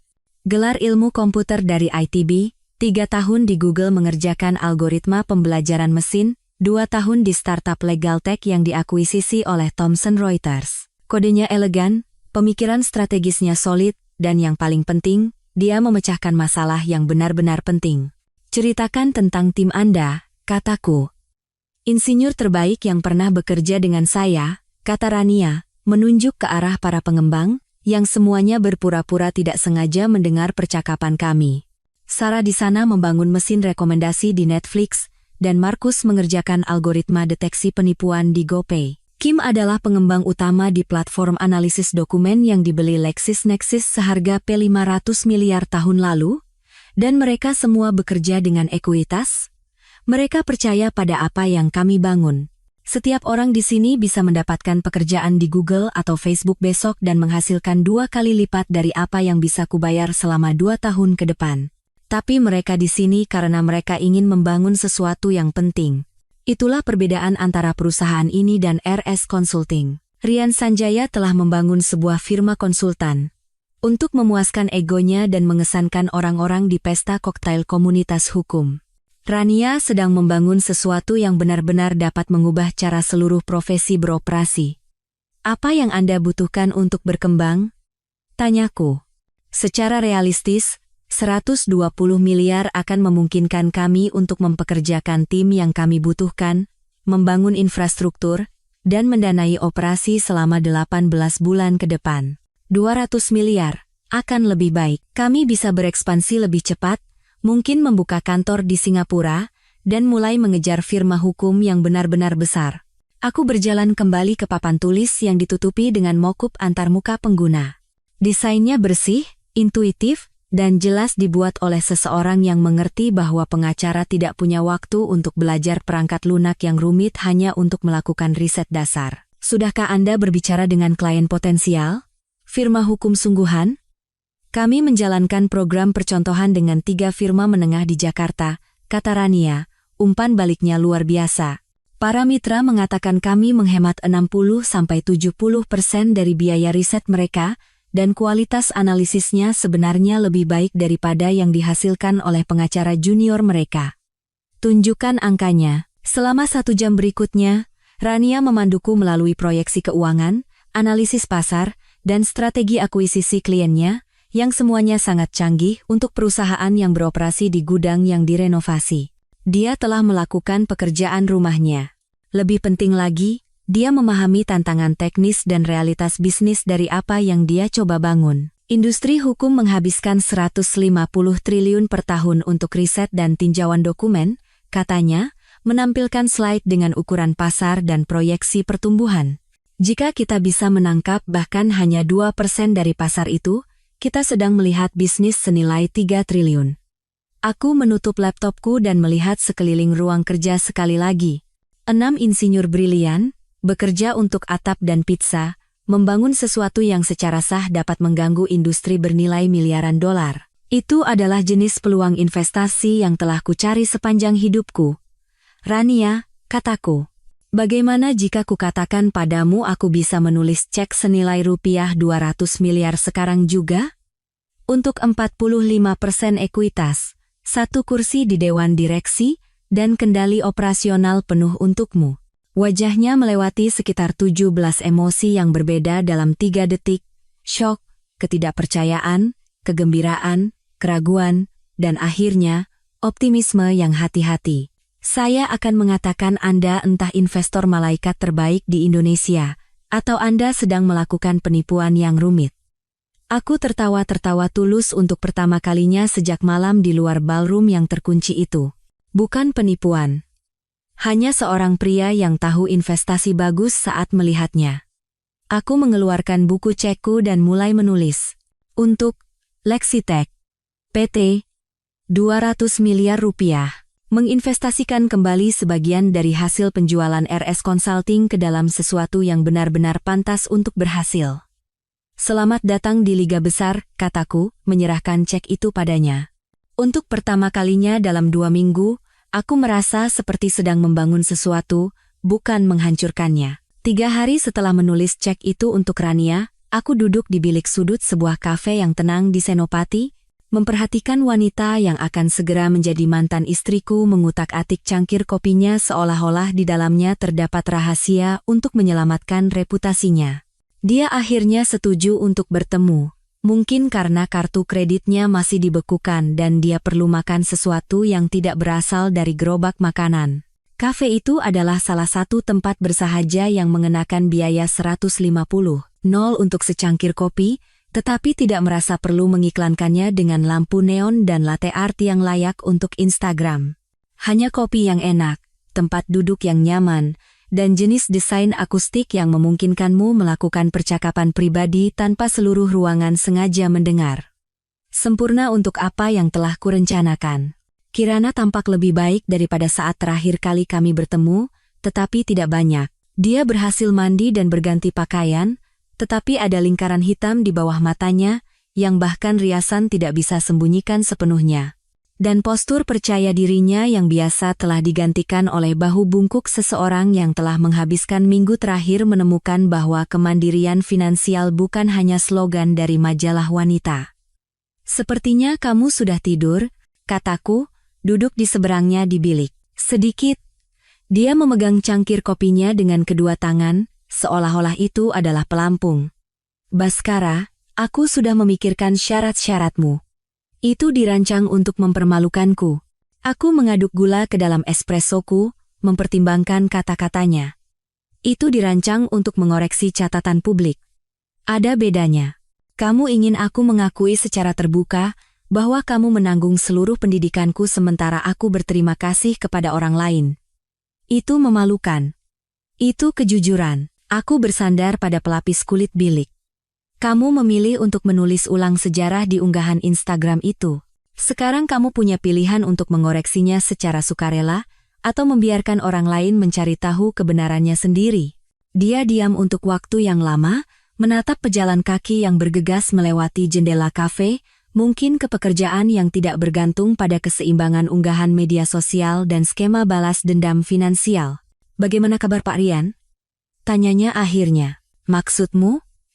Dia tidak mengangkat teleponku. Asistennya mengatakan dia tidak bisa ditemui untuk sementara waktu, dan profil LinkedIn-nya mengatakan mencari peluang baru. Apa yang telah kamu lakukan padanya? Aku hampir merasa kasihan padanya. Hampir. Dia tampaknya benar-benar percaya bahwa Rian Sanjaya adalah semacam kisah sukses mandiri, seorang ahli hukum brilian yang membangun kerajaannya dengan bakat dan tekad. Fakta bahwa seluruh keberadaan profesionalnya didanai oleh suaminya jelas merupakan berita baru baginya. Aku tidak melakukan apapun pada Rian, kataku. Aku hanya berhenti melakukan hal-hal untuknya. Jawaban yang ambigu seperti biasanya. RS Consulting adalah perusahaanku, Kirana. 90% kepemilikan, sepenuhnya didokumentasikan, sepenuhnya legal. Rian pada dasarnya adalah karyawan bergaji sangat tinggi yang kuizinkan bermain CEO karena aku menyukai rencana bisnisnya. Cangkir kopi terlepas dari tangannya dan berdenting di atas piringnya. Itu tidak mungkin. Dokumen pendirian perusahaan adalah catatan publik. Kamu seorang pengacara. Kamu tahu cara mencarinya. Tapi dia membangun perusahaan itu dari nol. Dia bekerja 18 jam sehari, dia membuat setiap keputusan strategis, dia mendapatkan setiap klien besar, dengan uangku. Aku mengeluarkan ponselku dan menunjukkan catatan transfer bank, yang telah kucetak khusus untuk percakapan ini. 18 bulan dana operasional, modal awal, pinjaman ekspansi, sewa kantor semuanya berasal dari portofolio investasiku. Dia menatap dokumen-dokumen itu seolah-olah ditulis dalam bahasa asing. Mengapa? Mengapa kamu mendanai perusahaannya? Karena istriku memintaku untuk membantu seorang teman yang sedang berjuang untuk memulai firma konsultan hukumnya. Ingat percakapan itu? Kamu bilang dia brilian, dia hanya butuh seseorang untuk percaya padanya. Warna memudar dari wajahnya saat kepingan-kepingan itu jatuh di tempatnya. Ya Tuhan. Jadi ketika kamu berterima kasih padanya karena telah mensponsori pendidikanmu, kamu pada dasarnya berterima kasih padanya karena telah menghabiskan uangku untuk uang kuliahmu sementara aku menghabiskan uangku untuk bisnisnya. Ini seperti boneka matrioska finansial yang ironis. Baskara, aku tidak tahu. Tentu saja tidak. Kamu tidak pernah bertanya. Kamu hanya berasumsi bahwa pacar brilianmu telah membangun kerajaannya sendiri, dan kamu senang membiarkan semua orang berpikir dia adalah sponsormu, bukan aku. Dia menenggelamkan kepalanya di tangannya, bahunya sedikit bergetar. Aku tidak yakin apakah dia menangis atau hanya mencoba memproses besarnya kesalahan perhitungan yang telah dia buat. Pernyataan publik, kataku, mengeluarkan draft cetak dari tasku. Mari kita tinjau bersama. Pastikan redaksinya tepat. Dia menatapku dengan mata merah. Kamu benar-benar akan membuatku melakukan ini? Kamu akan melakukan ini, karena itu adalah kebenarannya, dan alternatifnya adalah aku menghabiskan 5 tahun ke depan di pengadilan, untuk membuktikan bahwa kamu melakukan penipuan dengan secara keliru, menyatakan sumber pendanaan pendidikanmu kepada calon pemberi kerja dan koneksi profesional. Aku mendorong draft itu ke seberang meja. Bacalah dengan keras. Aku ingin memastikan kedengarannya alami. Dia mengambil kertas itu, tangannya gemetar. Saya ingin secara terbuka mengakui dan berterima kasih kepada suami saya, Baskara Aditama, atas dukungan keuangannya yang penuh selama saya menempuh pendidikan di Fakultas Hukum. Tanpa bantuan pihak lain, Pak Baskara membayar seluruh uang kuliah, biaya hidup, dan biaya pendidikan saya. Unggahan media sosial saya baru-baru ini secara keliru menyiratkan bahwa pihak lain telah mensponsori pendidikan saya, dan saya meminta maaf atas kebingungan yang mungkin ditimbulkannya.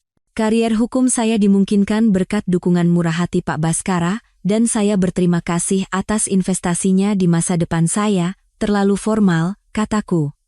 Kedengarannya seperti video Sandera. Coba lagi. Tapi buatlah terdengar seperti sesuatu yang benar-benar akan kamu tulis. Dia menatapku seolah-olah aku baru saja memintanya untuk membacakan buku telepon dalam bahasa Mandarin. Bagaimana aku bisa membuatnya terdengar alami? Aku secara terbuka mengakui bahwa aku berbohong tentang siapa yang membayar sekolah hukumku. Kamu secara terbuka mengoreksi kesalahan. Ada bedanya. Selama 1 jam berikutnya, kami meninjau kalimat demi kalimat, menyesuaikan bahasanya sampai terdengar lebih seperti sesuatu yang benar-benar akan diposting seseorang di media sosial daripada sesuatu yang didiktekan oleh pengacara perceraian. Versi finalnya lebih pendek, lebih percakapan, tetapi masih berisi semua pengakuan inti yang kubutuhkan dalam catatan.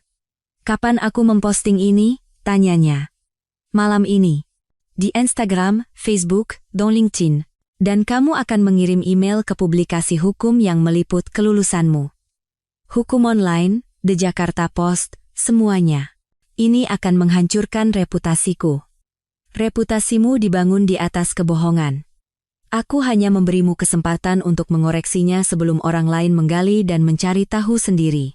Dia melipat pernyataan itu dan memasukkannya ke dalam tasnya, menanganinya seolah-olah itu adalah limbah beracun. Dan setelah ini, Setelah aku mempermalukan diriku sendiri di depan umum dan mengakui bahwa pacarku yang sukses sebenarnya hanya menghabiskan uang suamiku, setelah ini, kamu dan Rian dapat membangun kehidupan apapun yang kalian inginkan bersama, hanya saja tidak dengan pendanaanku, atau namaku, atau kesuksesanku yang melekat padanya. Dia berdiri untuk pergi, lalu berhenti. Sebagai catatan, aku benar-benar tidak pernah ingin ini terjadi. Aku tahu, kataku, tapi memang begitu, dan sekarang kita semua harus hidup dengan konsekuensinya.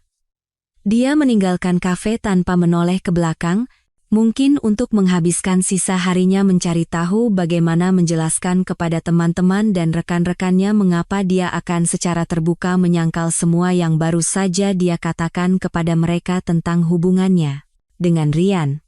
Aku memesan espresso lagi dan memeriksa ponselku.